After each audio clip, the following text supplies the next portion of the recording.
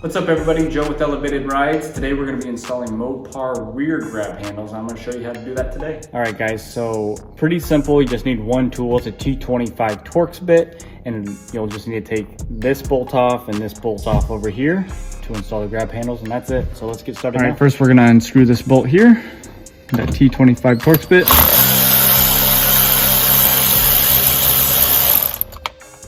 And now we're going to get this bolt out.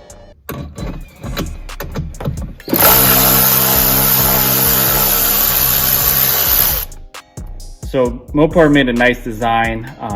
This metal contour here just fits against the roll bar perfectly and goes right over to the screw holes here, and you just bolt them right in.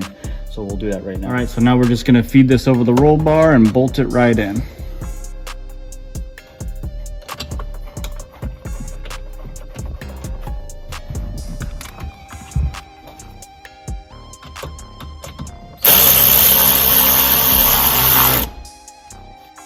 So on this side, we're just going to feed it over and bolt it in.